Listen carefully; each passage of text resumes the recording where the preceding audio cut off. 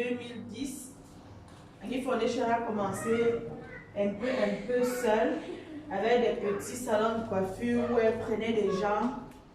Mais depuis 2018, officiellement, on a eu les papiers. Donc, on a eu les papiers que le gouvernement nous connaît, le MINAC nous connaît, le MINAS nous connaît pour travailler avec. Agui Foundation fait dans l'autonomisation de la femme.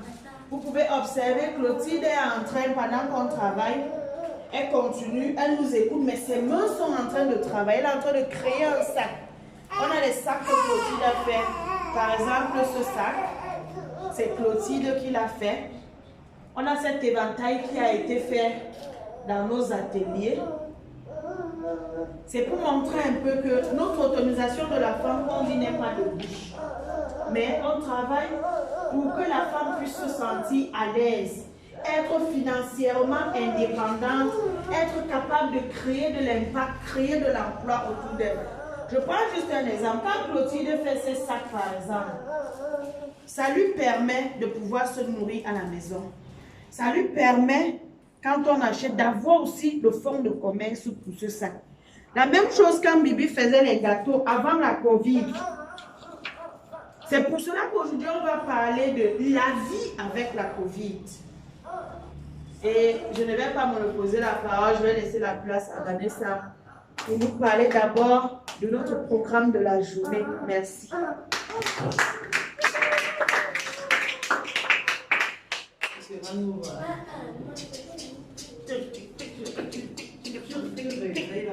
Bonjour à tout le monde.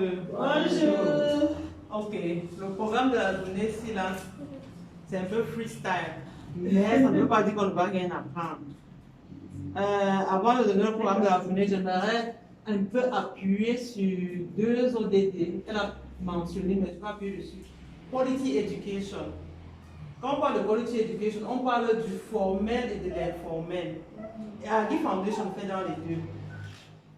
En travaillant avec les personnes en situation de handicap, elle fait le informal education. Tout le monde n'a peut-être pas eu l'opportunité d'aller dans les écoles professionnelles où on forme. Il y a des écoles où on forme dans l'artisanat, mais tout le monde n'a pas les moyens pour aller dans ces écoles-là.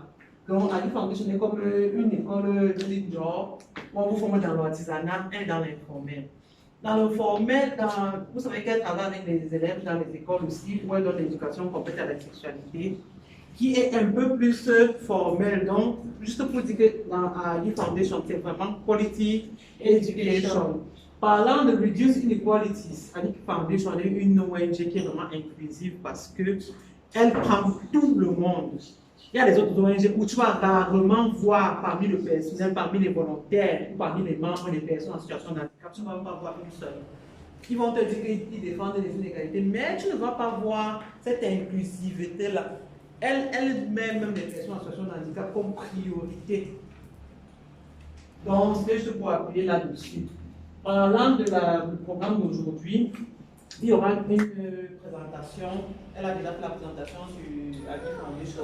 Je vais faire une présentation sur le volontariat.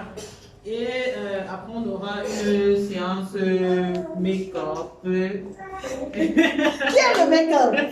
Une séance make-up. En fait, aujourd'hui, c'est un peu juste pour prendre la température. C'est demain que ça va être vraiment chaud. Oui, le cœur de la chose. Il y aura la douche verte qui va être là. Donc, j'aimerais vraiment que tout le monde vienne à temps. Parce que les Allemands, ils ont la rigueur. Quand ils disent tel, ils sont là. Il faut que les viennent et que nous soyons déjà aussi là. Donc, nous aussi, nous sommes sérieux en fait. Donc, sans trop tarder, je vais aller directement sur ma présentation. Donc, je suis censée parler sur le volontariat. Agui Foundation, étant donné que nous, on n'a pas. Enfin, nous sommes une petite ONG. On n'est pas comme les autres qui payent des volontaires où les gens bousculent, non, pour venir faire le volontariat. Hein? Mais ceux qui poursuivent le volontariat pour l'argent, c'est pour les gens qui n'ont pas compris l'essence même du volontariat. Donc, je vais commencer par, je vais d'abord faire une différence entre le volontariat et le bénévolat, parce que c'est deux thèmes utilisés dans la société civile, mais les gens confondent. Donc, le volontariat, d'abord, c'est l'État engagé, volontaire, de toute personne qui offre ses services par simple dévouement c'est la participation volontaire à une action ou à une mission. Donc, à l'IFAMECHON, on a beaucoup de missions. On a la mission d'avoir l'éducation de qualité, la mission de réduire les inégalités, la mission d'autonomiser la femme et la jeune fille, la mission d'avoir plus de partenariats pour un développement durable.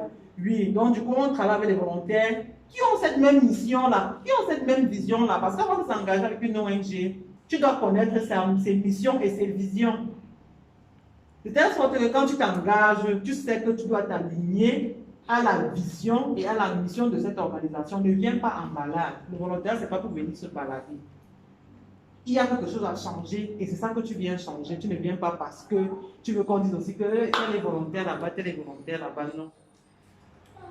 Donc, la différence entre le volontariat et le bénévolat, c'est que le bénévolat, c'est un engagement libre, sans condition, sans âge, ni même diplôme. On ne demande pas ton diplôme, on ne demande pas ton âge, on veut seulement savoir ce que tu peux faire pour aider dans la société.